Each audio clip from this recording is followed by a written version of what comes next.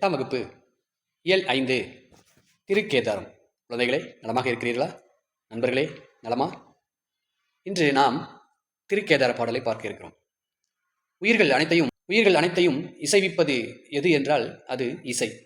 இது மனிதர்களின் உள்ளத்தை கொள்ளை கொள்ளும் ஆற்றல் உடையது. அதனால தான் நமக்கு இசை மிகவும் பிடிக்கிறது. திரைப்பட பாடலில் கூட இசை இருப்பதால் அந்த பாடலை நம்ம ரசித்து பாடிக்கொண்டிருக்கிறோம். அதில் வர கதையை கூட நம்ம மறந்துடுறோம், ஆனால் பாடலை நினைவில் வைத்துக் கொள்கிறோம். இப்படி இசைக்கருவிகளின் ஓசையோடு பாடல் இணையும் போது அது செவிகளுக்கு மட்டுமின்றி சிந்தைக்கும் விருந்தாகுது. தமிழ் இசை பாடப்படும் இனிய சூழலை விளக்கக்கூடிய தேவார பாடல் தான் நமக்கு இங்கே பாடமாக கொடுத்துருக்காங்க. சுந்தரர் அவர்கள் எழுதிய தேவார பாடல்.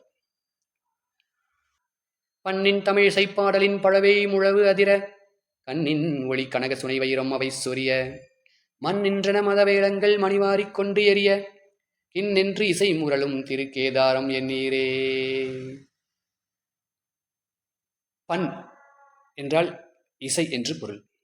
கனக சுனை பொன் வண்ண நீர்நிலை. மத வேளங்கள், வேளங்கள் என்றால் யானைகள் என்று பொருள். மத வேளங்கள் அப்போ மத யானைகள், மதம் பிடித்த யானைகள். முரளும் முழங்கும் என்று பொருள். பழவை முதிர்ந்த மூங்கில் என்று பொருள்.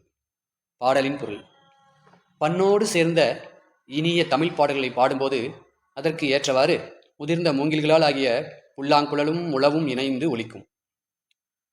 பண்ணோடு, அதாவது இசையோடு சேர்ந்து இனிய தமிழ் பாடல்களை நாம் பாடும்போது அதற்கு ஏற்றவாறு முதிர்ந்த மூங்கிலால் செஞ்ச புல்லாங்குழலும் முழவும் நமக்கு இசை தருகிறது.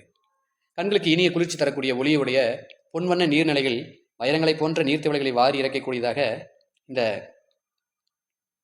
திருக்கேதாரத்தில் உள்ளது. நிலத்தின் மீது நின்று கொண்டிருக்கும் அந்த யானைகள், மத யானைகள் மணிகள் எல்லாம் வாரி வாரி வீசும்.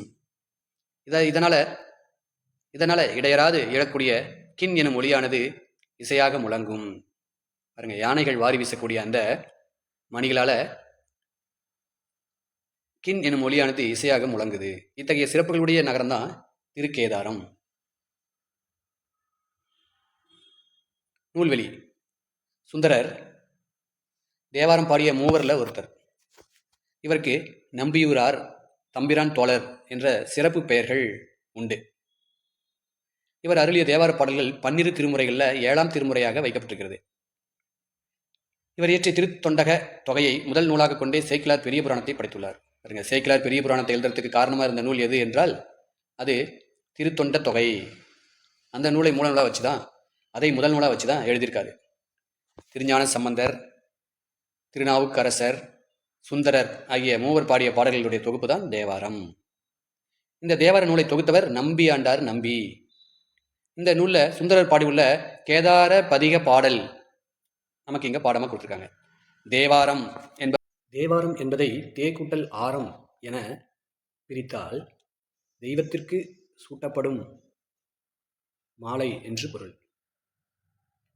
இதனையே தேக்குட்டல் வாரம் என பிரித்தோமானால் இனிய இசை பொருந்திய பாடல்கள் எனவும் பொருள் கொடுக்கிறது. இவ்வாறு தேவாரம் என்பதை 2 வகையாக பிரித்து பொருள் கொள்ளலாம். பதிகம் என்பது 10 பாடல்களை கொண்டது. நன்றி, வணக்கம். இவ்வாறு